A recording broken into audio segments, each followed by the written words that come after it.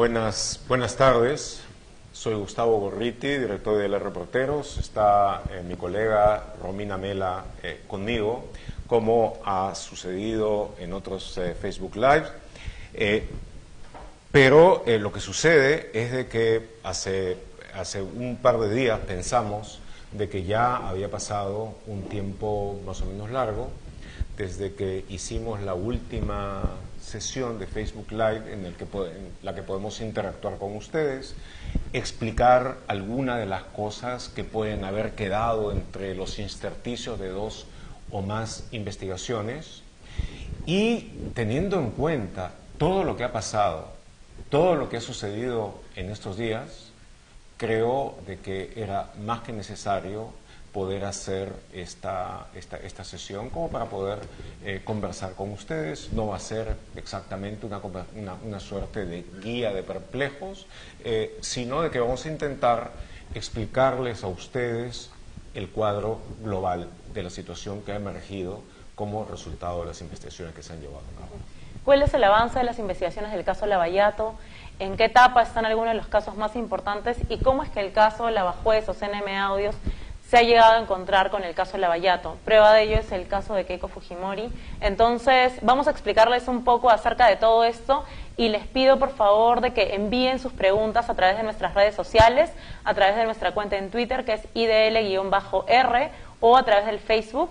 Envíennoslas y conforme nosotros vayamos conversando, vamos a ir lanzando algunas de las preguntas. En efecto, como ustedes saben, nosotros hemos seguido el caso Lavallato ya varios años. Empezamos en realidad haciendo las primeras notas en el 2011, pero nos dedicamos a fondo, dándole el contexto internacional, buscando organizar la red que ha terminado siendo la red de el periodismo de investigación, la red estructurada de periodismo de investigación, ya hace algún tiempo. Y entonces hemos seguido y hemos ayudado a que la investigación se profundice en el Perú, de que la Fiscalía de la Nación se interese en él, empiecen las investigaciones, de que la cooperación fiscal con Brasil se realice y finalmente el conocimiento que eso tiene ha avanzado mucho. Pero desde el 7 de julio pasado, son pocos meses después de todo, iniciamos en paralelo la investigación de lo que se conoce como los CNM Audios y la mayor parte de la gente conoce más bien como el Lavajuez. Y esa investigación que realmente remeció con fuerza sísmica a todo el sistema de justicia peruano y que ha provocado ya algunas reformas y fracturas profundas. El CNM, por ejemplo, dejó de existir, el presidente del Poder Judicial de la Corte Suprema renunció, el fiscal, el principal acusado dentro de todo esto, el Supremo, Inostosa Periachi, no solamente fue removido, fue destituido, y cuando iba a ser juzgado por crimen organizado escapó del Perú, está en la cárcel en España. En fin, todo eso le ha dado un contexto totalmente diferente a lo que existía hasta ahora. Luego de eso, el hecho de que haya habido cambios importantes en la Fiscalía, en todo sentido. De una parte salió Pablo Sánchez, entró Pedro Chávarri, y eso ha supuesto, como veremos, un cierto tipo de problemas que no representan un avance, pero del otro lado, paradójicamente vinculado con el propio Chávarri, se hizo un cambio en la conformación de los equipos de especial investigación. Salió Hamilton Castro y su equipo, entró en esa función José Domingo Pérez Gómez, y como coordinador Rafael Vela, el fiscal superior Rafael Vela, que estaba ya como coordinador de la Fiscalía de Lavado de Activos y Pérdida de Dominio, y entonces toda la investigación adquirió otra velocidad, otro ritmo mucho más intenso, mucho más fuerte, y esto avanzó en varios frentes a la vez, sobre todo con una intensificación de la cooperación con Brasil. Esto llevó a que hubiera pedidos primero de detención preliminar, luego la petición por parte de Pérez Gómez de detención preventiva contra Keiko Fujimori y varios otros más. Esto terminó la semana pasada, como ustedes saben, en medio de circunstancias muy dramáticas, con el fallo del juez Richard Concepción Carhuancho, condenando a 36 meses de prisión preventiva a Keiko Fujimori. Y esto, tratándose de la persona, de la lideresa o líder, como quieran ustedes decir, del partido con más fuerza de representación en el Congreso, ha cambiado por completo el mapa político de la nación, ha cambiado el balance de fuerzas, ha cambiado la correlación interna dentro de esos grupos, ha provocado salidas, renuncias y alejamientos, ha llevado a que se produzcan también una serie de reconocimientos de culpa, cambios surgidos de la circunstancia en la estrategia de relación con el Ejecutivo por parte de Fuerza Popular.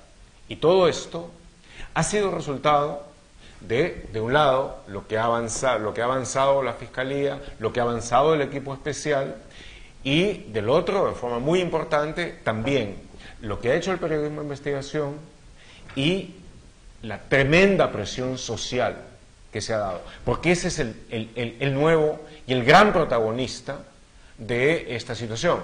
La sociedad civil. Cuando sacamos el caso de Lavajuez, empezó una oleada de indignación que a partir de ese momento, en lo esencial, diría yo, se ha convertido en un protagonista central de los cambios que vivimos ahora para llevarnos a esta nueva situación muy fluida, en proceso de cambio, con cambios que van a venir, algunos de ellos acelerados, otros realmente imprevistos, junto con las reacciones que también van a venir del otro lado. Ahora, Gustavo, ¿tú crees que ha sido posible parte del avance de las investigaciones en el caso de Keiko Fujimori debido a la salida de César Inostroza? Porque hay que recordarle a las personas que precisamente en la sala de César Inostroza tenía la casación relacionada con Keiko Fujimori y que se estaba debatiendo si es que el caso que ahora se está viendo en el Poder Judicial iba a verse bajo la ley de crimen organizado o no. Así es. Entonces, creo que también ha sido importante develar y descubrir toda esta red de corrupción al interior del Poder Judicial que está muy vinculada con todo Fuerza Popular. Yo diría que no solo con Fuerza Popular. Era muy claro de que Fuerza Popular, estaba buscando consolidar presencia, control y fuerza en todo el Poder Judicial. Nosotros sacamos la investigación, aquella sobre el encuentro en Trinidad Morán, el intento de Héctor Becerril de influir en la conformación y en la elección de la presidencia del Consejo Nacional de la Magistratura. Él estaba pidiendo el voto a favor de Gutiérrez Febe, quien acaba en estos días, ha sido también apresado bajo el sistema de detención provisional. Ellos estaban en eso y tenían toda la posibilidad de hacerlo.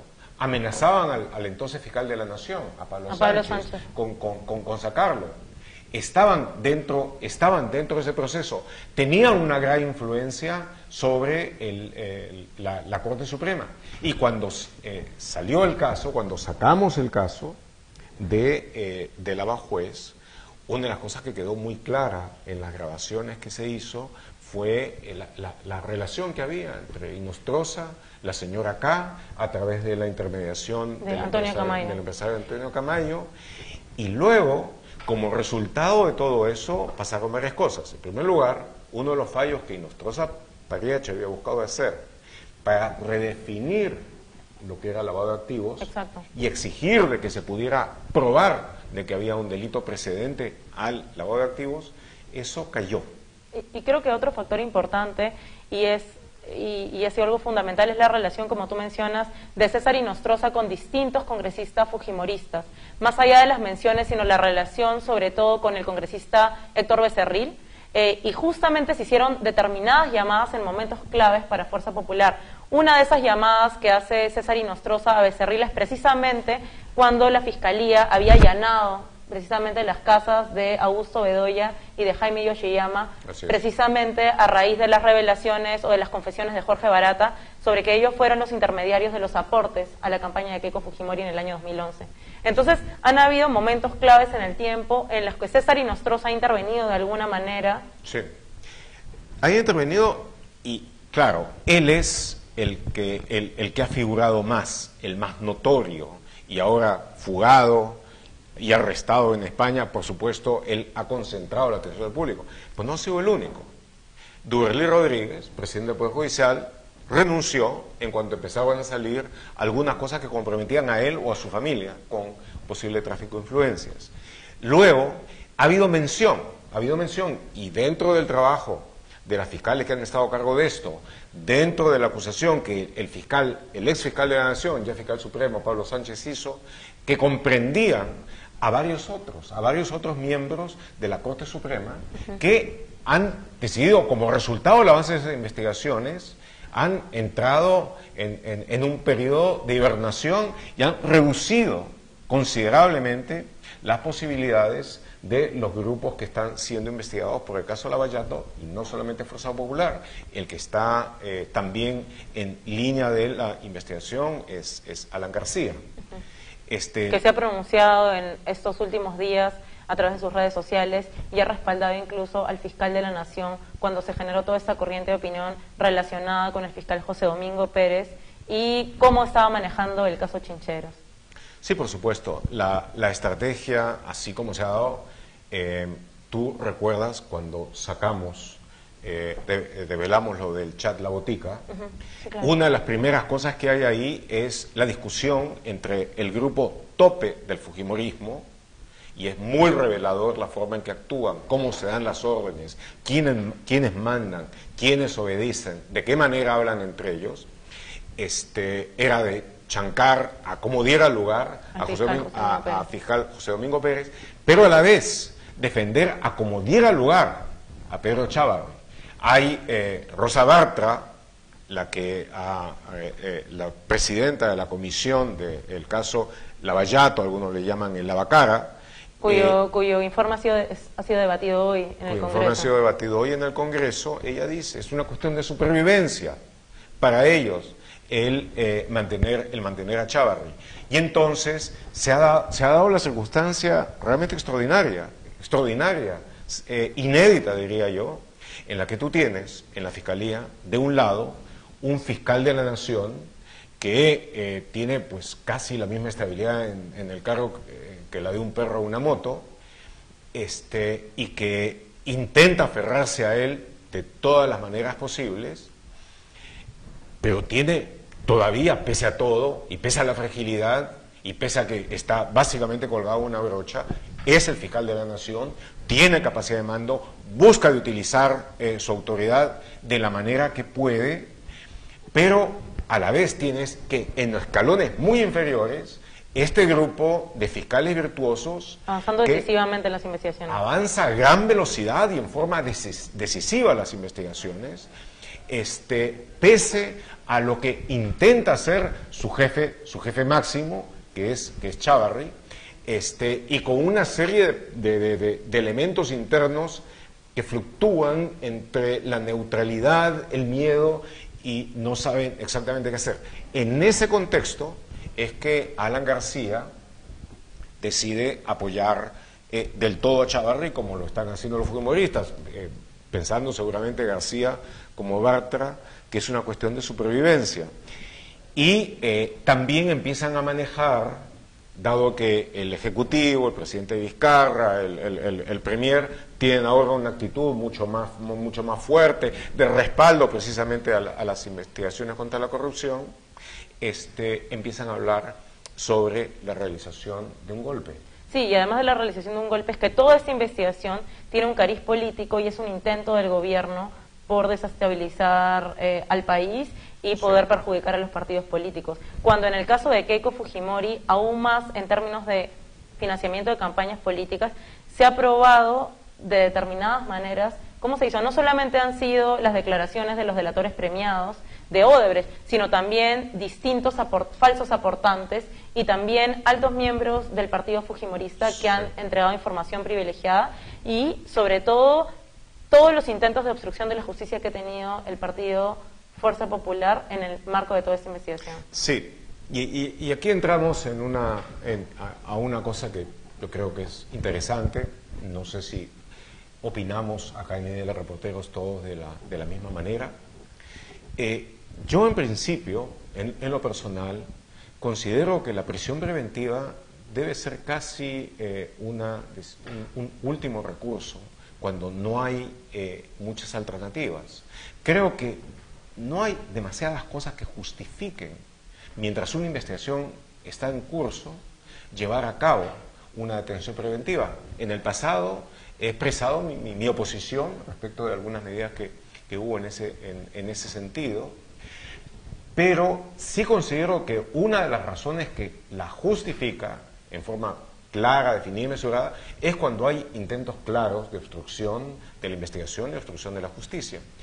Creo que en este caso, en el caso concreto de la investigación de los aportes a Fuerza 2011, no hay duda alguna que ha existido intento tras intento tras intento de obstrucción, utilizando todos los elementos de fuerza de poder que tenían a su lado. Y desde los rangos más bajos, como tratar de intimidar y amedrentar a aquellas personas que habían figurado como aportantes cuando no lo eran, hasta en los niveles más altos tratando de influir en el Poder Judicial precisamente con el juez César Inostroza, para que salga una casación favorable a Keiko Fujimori y ya no estaríamos en esa etapa del proceso. Así es. Recuerda, por ejemplo, y estamos hablando de mayo del 2017, cuando Marcelo Odebrecht por primera vez mencionó en el contexto de un interrogatorio que estaba vinculado originalmente con Ollanta Humala, de que él estaba seguro que le habían dado a todos. En ese tiempo había un cierto tipo de control, nada transparente dentro de la Fiscalía de la Nación, y decidieron mantener eso en secreto. Nosotros nos llegamos a enterar de eso, lo sacamos, lo dije yo, hubo un escándalo, después de lo cual la Fiscalía de la Nación, en ese momento, en forma claramente corrupta, sacó un comunicado negando de que eso hubiera tenido lugar, y eso propició un ataque virulento de todo el troleo fujimorista. Esta anotación en la agenda de Marcelo Odebrecht decía que hay que aumentar 500. Eso fue antes. Primero le había dicho, yo estoy seguro que le hemos dado. Cuando estos salieron diciendo todo aquello, creo que fui yo quien dijo que si se arañaban tanto por eso, que esperaran que venía bastante más. Y ahí sacamos lo que fue la anotación de la agenda en el celular de Marcelo Odebrecht diciendo darle 500 más a Keiko, hacer visita.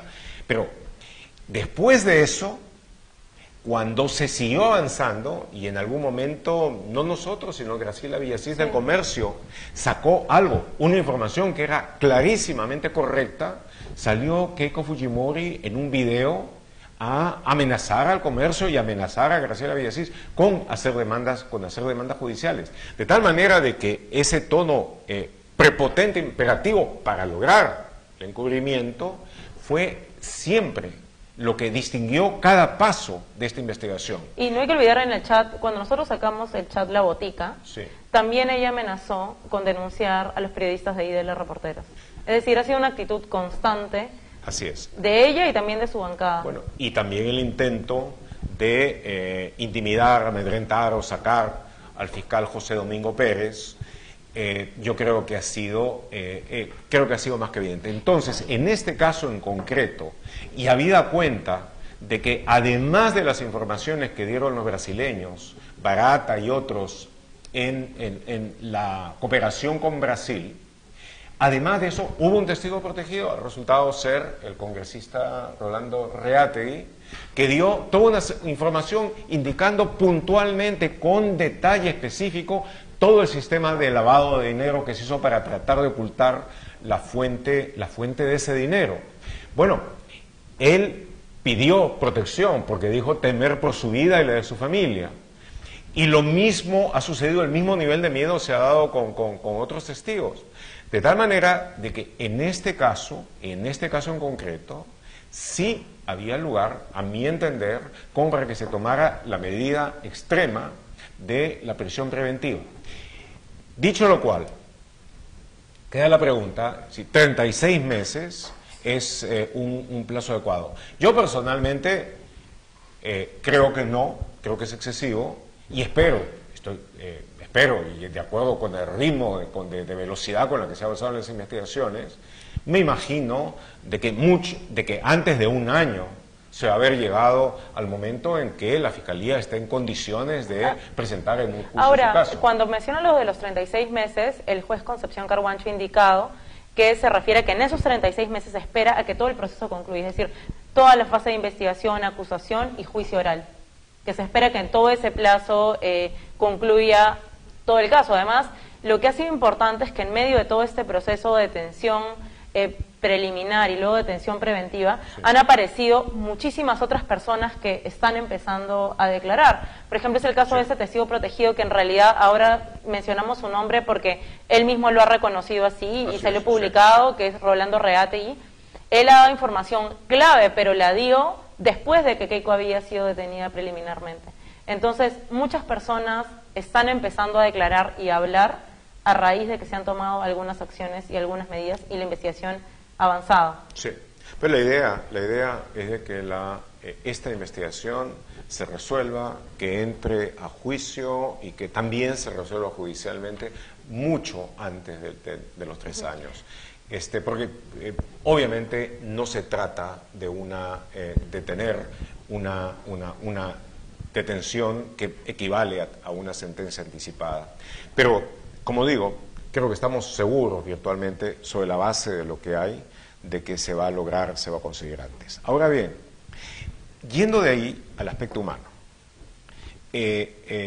la prisión, la detención preventiva de Keiko Fujimori fue recibida por algunos como una suerte de triunfo.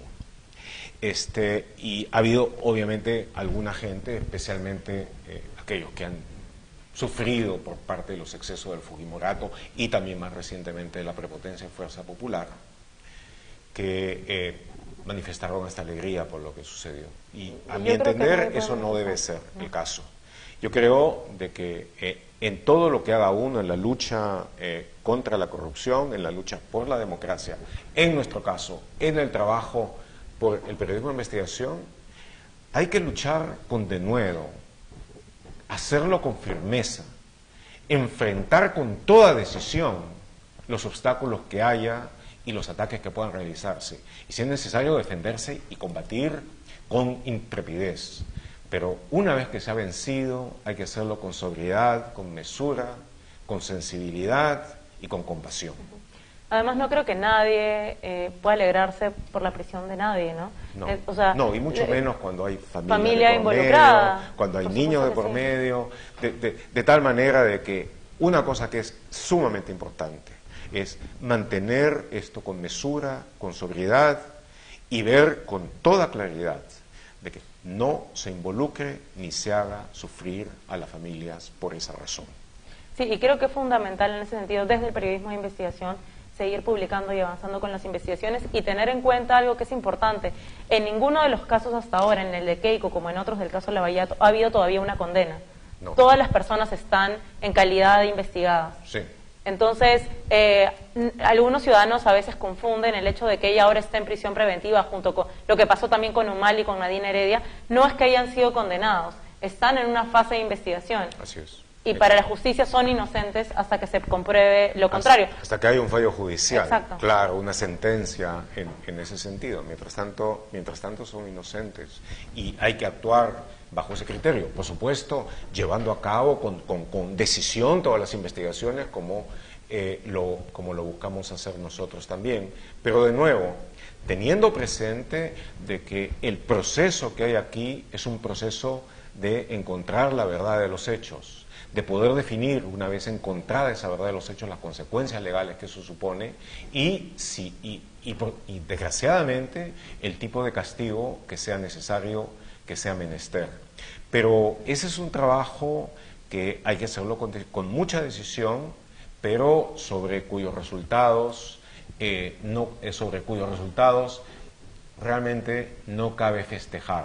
Es solamente la sobriedad de luchar porque se haga justicia y se haga justicia en forma adecuada. Sí, ahora yo quiero mencionar algo, y tú lo dijiste al inicio, pero creo que es fundamental. Desde el momento que hubo un cambio de timón en la conducción del equipo especial Lavallato, ha habido un avance importantísimo en todas las investigaciones. Espectacular. Y prueba de ello, además, José Domingo Pérez, que es el fiscal que ya estaba encargado de la investigación sobre Keiko Fujimori, es uno de los casos que se ha mantenido. O sea, él mantenía esa investigación en lavado de activos y luego la ha llevado al equipo especial Lavallato. Y es una de las investigaciones que ha avanzado muchísimo, además con un factor de sorpresa importante, que es vital en una estrategia fiscal. Sí. Entonces lo que hemos visto es que en las últimas semanas, en realidad, han estado avanzándose muchísimo con los casos. Además se retomó el diálogo y la relación con la compañía, porque lo que había ocurrido con el fiscal Hamilton Castro, que era el anterior jefe del equipo especial, se había roto la relación con la compañía. Ha sido con este nuevo equipo el que se ha retomado todo ello y estamos a algunas semanas de que se pueda firmar un acuerdo de cooperación corporativo de la empresa Odebrecht. Ese es un punto importante. Ese es un punto bastante importante. La compañía Odebrecht, y esto hay que entenderlo, la corporación Odebrecht, inicialmente y en toda la parte de esta investigación, al comienzo, al medio, casi hasta llegar hasta el fin del 2016, fue la líder del cartel de empresas brasileñas corruptas y de sus asociados y consorciados nacionales en diversos países que llevaron a cabo el gigantesco, el épico esquema de corrupción conocido como Lavallato.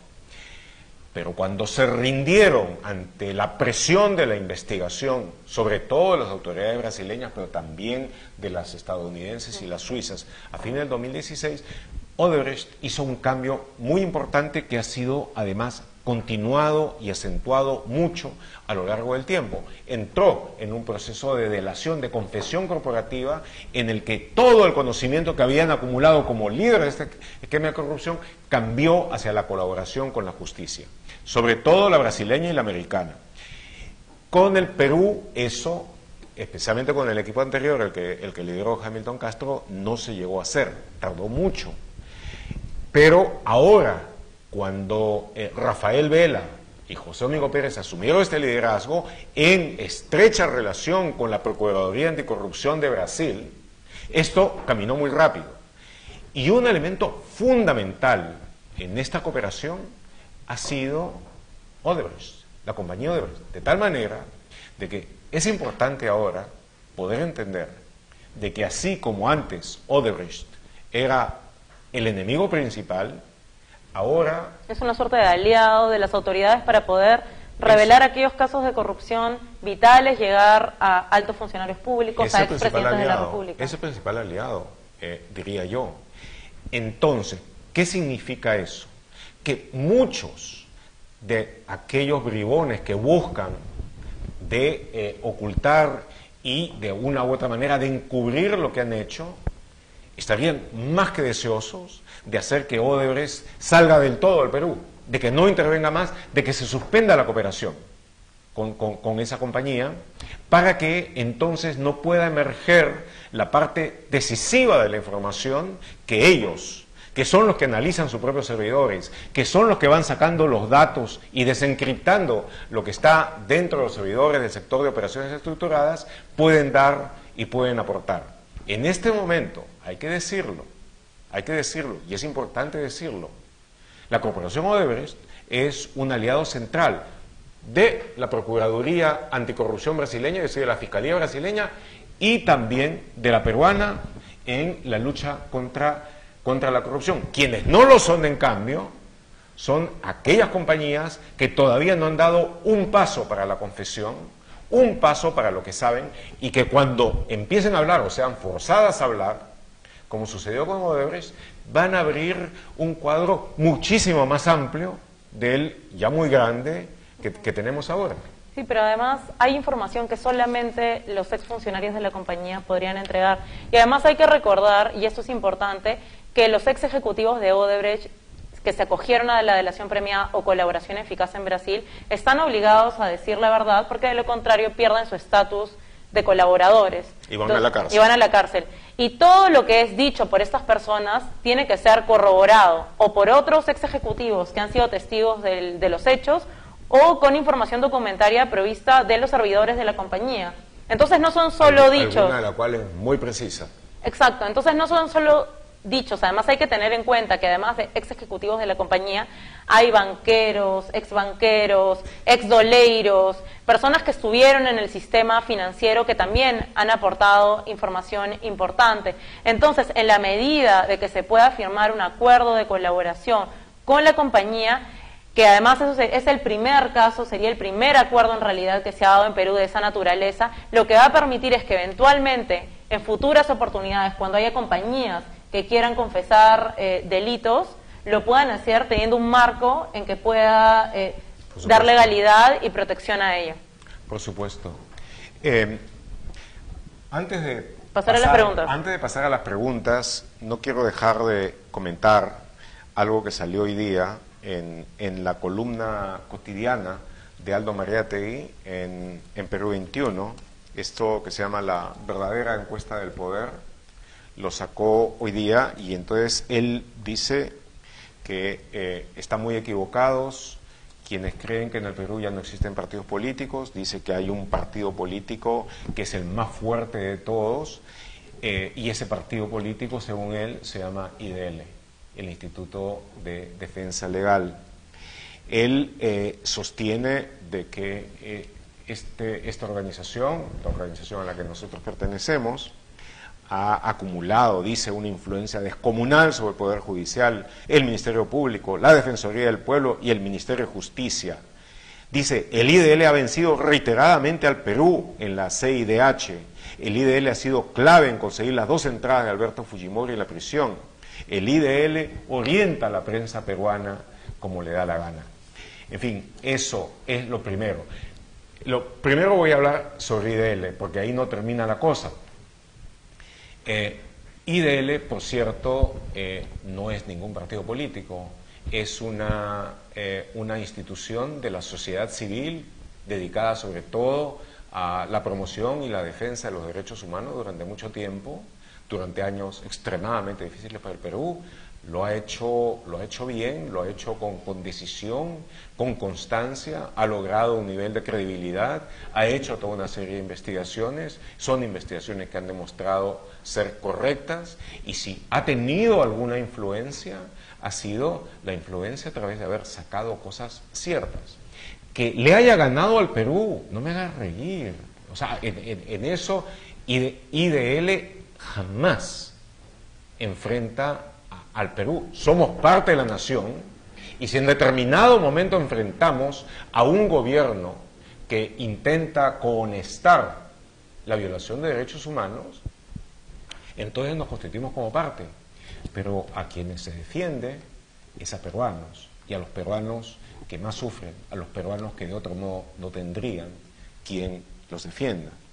Ahí no termina la cosa, porque igualmente dicen de que también en cuanto a los periodistas más poderosos, quien es de lejos el más poderoso soy yo, según Aldo Mariátegui. Dice, hace unos años fue muy importante en la caída del albertismo, pero hoy ha deshecho meticulosamente al queiquismo. Los partidos, dice, no son nada al lado del IDL, como el resto del periodismo no somos nada, y lo dice en mayúsculas, al lado de Gorriti. ¿Acaso alguno ha pulverizado a un partido como Gorriti y el IDL? Bueno, a ver, en primer lugar, yo soy director de IDL Reporteros y tengo el honor de trabajar con un grupo pequeño, pero muy sólido y muy capaz de periodistas. No soy yo la única persona que trabaja acá, por supuesto, trabajo duro, pero todas las otras personas lo hacen también. En segundo lugar, el propósito de lo que hacemos, IDL Reporteros, es una publicación de periodismo de investigación sin fines de lucro, totalmente independiente. Somos independientes dentro de IDL. Nadie nos puede dar direcciones sobre qué hacer o no hacer. Y nosotros buscamos investigar y sacar a la luz asuntos difíciles, la verdad de los hechos que interesan a la población, que interesan a la gente, que son fundamentales para la gobernabilidad democrática del país, que no permite que ningún poderoso tenga el poder de mentir, de robar de violar la ley y de hacerlo impunemente. En ese sentido, nosotros lo único que hacemos, IDL Reportero, del cual formo parte, es darle a la gente el poder de la información a través de la verdad de los hechos. No buscamos de pulverizar, ni de fracturar, ni de hacerle daño a ningún partido. Buscamos defender la democracia a través del ejercicio del periodismo de investigación, parte fundamental de la libertad de prensa y sin la cual ninguna democracia existe o permanece. No nos interesa, a mí personalmente no me interesa en modo alguno la visión de mayor o menor poder. Lo nuestro, como digo, es tener la posición de servir a la gente dándole la verdad de lo que ha sucedido, escudriñando casos difíciles, Lavallato, Lavajuez, para que la gente sepa exactamente lo que pasó, para que sepan exactamente detrás de cuál de este Supremo, de este comisionado del Consejo Nacional de la Magistratura, de este fiscal supremo, de este político, de esta política, el tipo de hechos que se cometieron, se perpetraron, las leyes que se violaron y las consecuencias que hay que enfrentar. Si eso no define el papel de la prensa en una democracia, yo francamente no sé qué la define. Pero, y estemos muy claros, no buscamos ni que nos consideren poderosos, ni nos consideramos poderosos, ni buscamos ninguna otra cosa que no sea servir a la gente a través del servicio a la democracia mediante la práctica coherente, consistente, profunda e intensa del periodismo de investigación. Suscribo totalmente lo que dices, Gustavo. Y bueno, vamos a pasar porque tenemos varias preguntas, entonces las voy soltando. Tenemos aquí una pregunta de Lu Bater que dice: ¿qué opinan de la teoría del abogado de Keiko Fujimori? Y ponen entre paréntesis Abanto, que se refiere a Humberto Abanto, que sostiene que Jorge Barata miente. Bueno, si Jorge Barata miente, enfrenta mayores riesgos que los que enfrenta Humberto Abanto. Porque, de hecho, sea de paso, está siendo investigado por la Fiscalía por haber sido árbitro en un proceso y haber fallado a favor de Odebrecht. Así es. Pero si Jorge Barata, que está en un proceso de delación premiada con la Procuraduría de Brasil, y que eso lo obliga a decir la verdad y no omitir hechos importantes cuantas veces se le pregunte en el marco de ese acuerdo, si él miente, tiene el riesgo inminente de perder todas las cosas que ha logrado, entre las cuales el estar todavía en libertad. Va a tener después que ir a prisión, me parece por un corto tiempo, después va a estar en prisión condicional, pero eso es un castigo sumamente leve en recompensa a la información que ha dado y se espera que dé. Y si no lo hace, va por largos años a la prisión sin posibilidades de perdón y sin posibilidades de cambio. Aparte, perdón que te interrumpa, sí, pero no solamente la versión de Barata ha sido dada por él, sino ha sido confirmada por Luis Mameri, que fue vicepresidente de Odebrecht para América Latina y Angola, y también por Marcelo Odebrecht, que fue CEO de la compañía. Y además, en algunos casos, ha sido ya acompañada por la entrega de documentos que son importantes y que ratifican, demuestran las transacciones a las que él se ha referido. Sí. De tal manera de que la única pregunta que hay, la única pregunta válida en este aspecto, y creo que tenemos que agradecerle a Abanto por haber sacado el tema a la luz, es si Barata ha dicho ya todo lo que sabe. Y yo pienso que definitivamente no, que Barata sabe todavía mucho más y que Barata tiene que hablar y que esperamos que Barata hable bien, hable pronto y hable todo. Además, solo una cosa final en el caso de Keiko Fujimori, Graciela Villasís del Comercio publicó hace algunos días correos electrónicos del sector de operaciones estructuradas donde daban cuenta de las transferencias y para la campaña de Keiko Fujimori. Entonces, no solamente han sido los dichos de Barata, están esos correos electrónicos del sector de operaciones estructuradas que además dan cuenta que el dinero para la campaña fue dinero de la Caja 2 de Odebrecht, que fue dinero ilícito, tal como lo han señalado no solo los funcionarios de la compañía, sino también el Ministerio Público de Brasil. Y también están las anotaciones encontradas en la computadora de Marcelo Odebrecht. Ahora, creo que es importante y hay que tener en cuenta los abogados que están alrededor de todos estos procesos. No solo Avanto, sino hay otros que son abogados de partidos políticos, en el caso de Lavallato o de algunos implicados, pero también lo son en el caso de Lavajuez o CNM Audios. Entonces, Avanto no solamente es abogado de Yoshiyama y de Bedoya en este proceso, sino también es abogado, por ejemplo, de Julio Gutiérrez Pebe, que hace poco le han dado la prisión preventiva, y también otros ex consejeros del Consejo Nacional de la Magistratura. Es, digamos, una defensa organizada.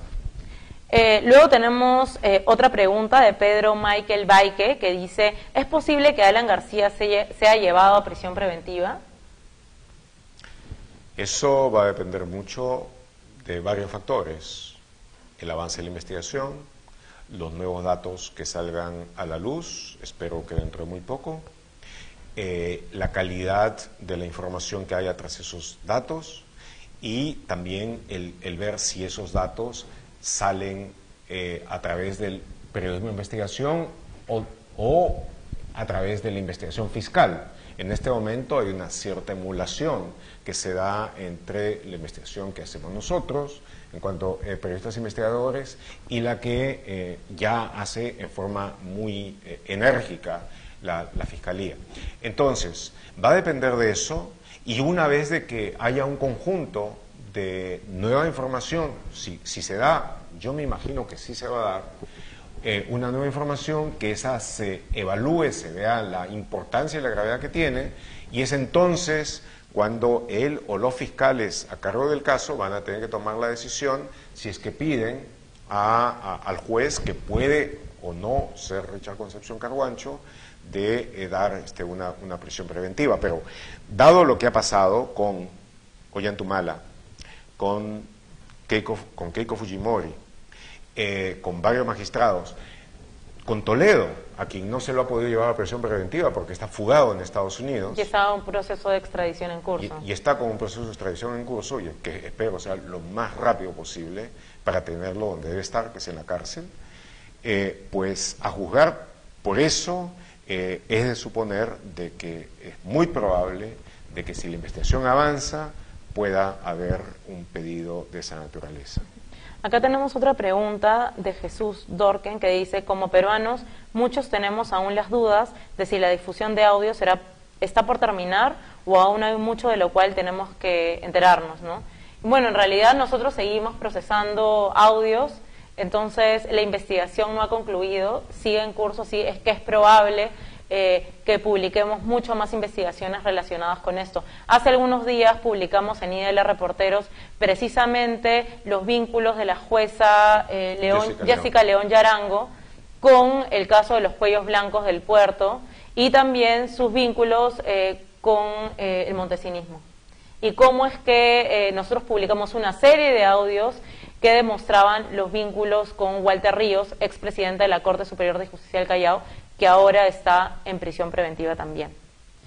Ahora, tenemos otra pregunta de Ale Work Rosas, que pregunta: ¿cómo van los avances del caso de Toledo?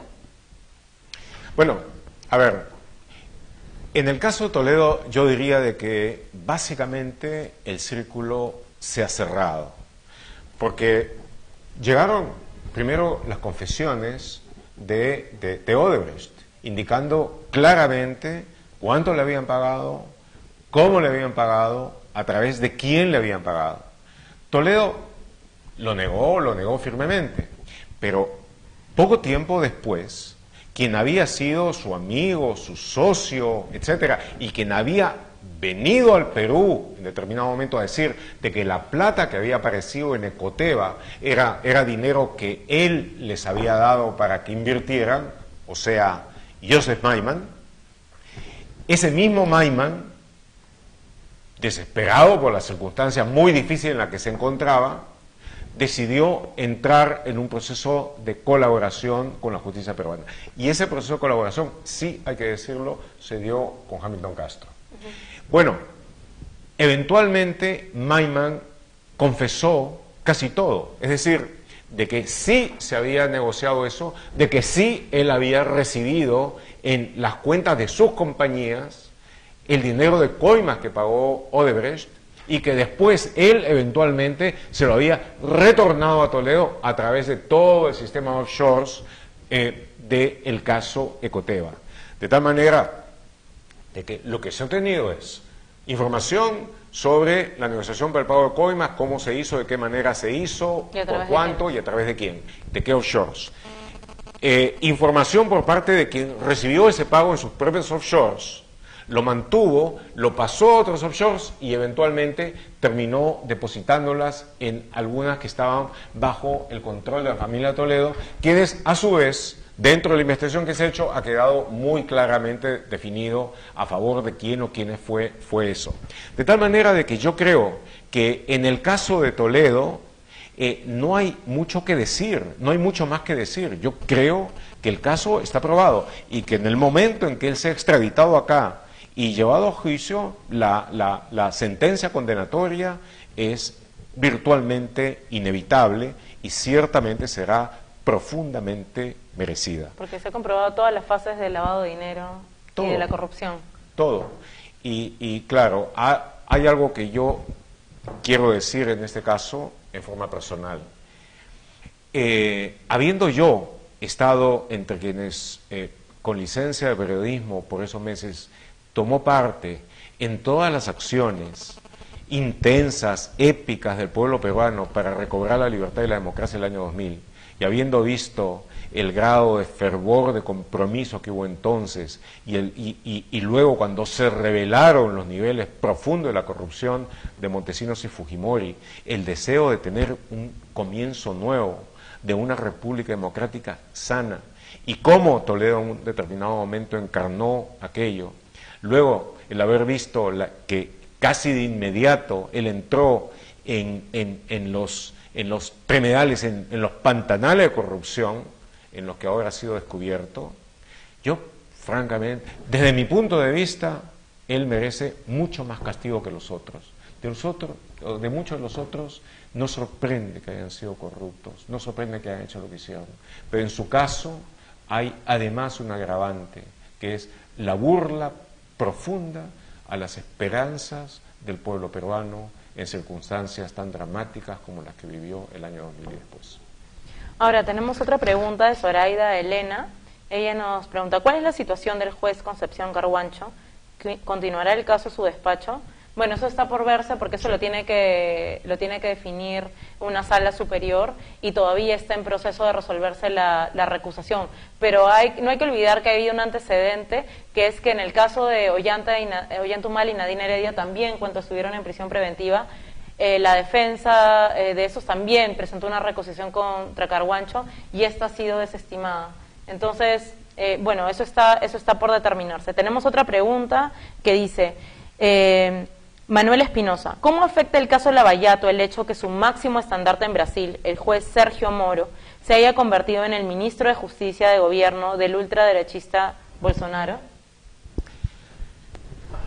Yo cuando empezamos este Facebook Live dije de que de uno u otro modo iba a ser un intercambio en medio de una guía para perplejos en la que estamos buscando la luz. Y yo, en ese aspecto, confieso una profunda perplejidad. No me lo explico. Realmente no me lo explico. No solamente por lo que se ha planteado en la pregunta, sino también por el hecho de que Moro, incluso antes de empezar el caso Lavallato, era un profundo conocedor de otros casos históricamente importantes de la lucha contra la corrupción, sobre todo el caso de los jueces llamados de los Mani Pulite en Italia. Y él, una de las cosas que pudo determinar es cómo el hecho de que el juez Di Pietro haya entrado en política partidaria fue una de las cosas que más dañó a su caso y que hizo de que toda esa gran dinámica anticorrupción en Italia terminara con Berlusconi. Ahora, cuando el caso Lavallato pareciera estar terminando con Bolsonaro, político impresentable de tantos puntos de vista, es por lo menos sorprendente que el juez Moro, que había dicho también hace apenas un par de años que él no consideraba de ninguna manera dejar la judicatura para entrar en la política, haya accedido a ser ministro de Justicia y de un presidente que ha tenido frases que en forma tan abierta violan la ley y violan una de las leyes fundamentales.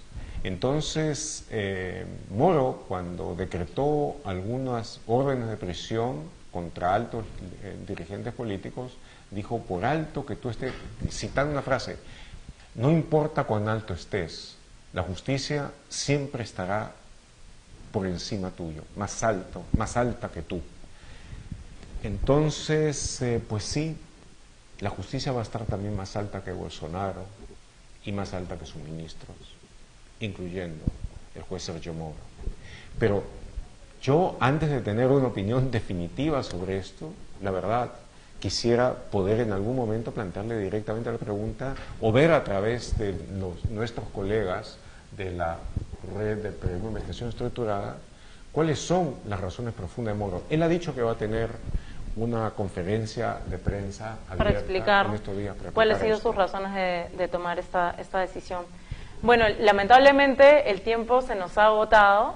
Queremos agradecerles por haber estado conectados hoy día, por todas sus preguntas y prometemos volver a hacer un nuevo Facebook Live pronto. Por favor, de todas maneras, a través de nuestras redes sociales, envíennos sus preguntas, sus consultas y nosotros trataremos de que en la próxima oportunidad podamos responderlas. Buenas tardes, muchísimas gracias. Hasta luego, buenas tardes, que les vaya muy bien.